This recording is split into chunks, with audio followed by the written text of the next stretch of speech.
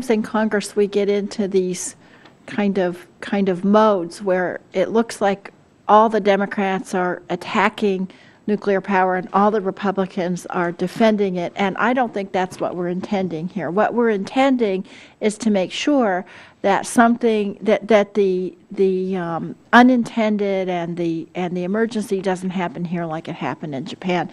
We saw this in the Gulf last year when everything that could have gone wrong with the Deepwater Horizon did, and so as a result we had the unthinkable happen.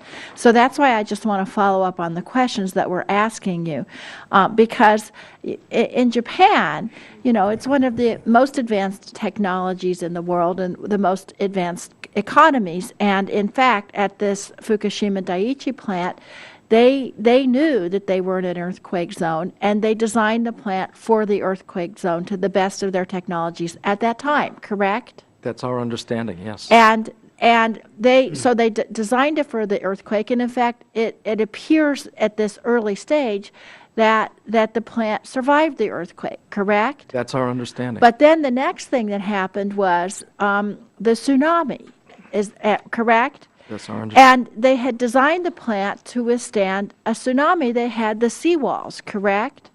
The details around the design for the tsunami, I'm not familiar. Right, but they thought that they did thought they were designing it Yes, to they withstand a had tsunami, right? some level But then the tsunami breached the seawall, right? Correct. So this was an extraordinary circumstance that had not been predicted, right? And then the way that the plant was designed is it got the electricity for the cooling off the grid, right? Normally, yes. And then it had a backup of the diesel, right? Yes. But then when the tsunami breached the seawall, then the diesel supply was cut off, as you said, correct, Mr. Virgilio? Yes, that is correct. So then they had a battery backup after that, but that only lasted 6 to 8 hours, correct? Our understanding, yes. And so then what happened is they were not able to reconnect any other power supply because of the devastation of the earthquake and so on. And that's what led to some of these problems, right? Now they are connecting the power supplies. Right, Immediately but it's following weeks. the accident. It's weeks later now. Right. So some of our plants in the United States have a similar backup type of design where they go off the grid, then there's a diesel backup, and then there's a battery backup for that. Correct? Yes. And that includes the Peach Bottom plant that we were talking about earlier, right? Yes. And so if those mechanisms all fail and you have to go to the battery backup at the U.S. plants, the question someone else was trying to ask you is those batteries that are the third tier backup are 4 to 8 hours, correct? Yes.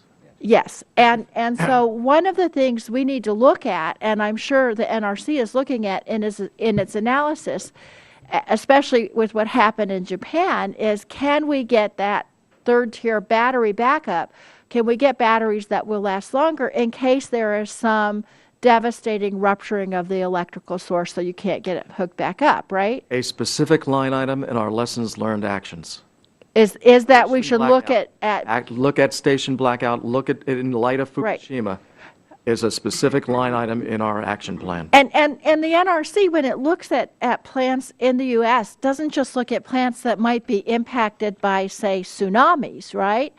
We look at all plants against a certain range of I mean, there's plants in the U.S. that could have different reasons Yes. for disruption of the electricity, which would cause the cooling systems to fail, right? A specific line item in our plan to look at all natural phenomena. And unnatural phenomena. You know, the unspoken word the chairman and I are talking is terrorism.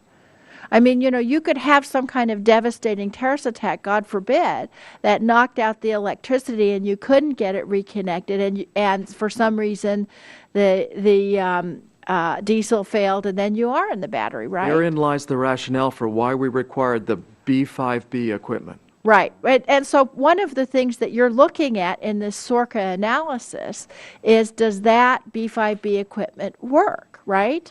Yes. And you know, that's all we're asking is that we continue, as we get more knowledge and information, we continue to think the unthinkable. That's what we're looking for here, and I think you would agree. That's our culture. Thank you very much. I yield back. I thank the gentlelady, and we're now going to call up the second panel and thank both of you for your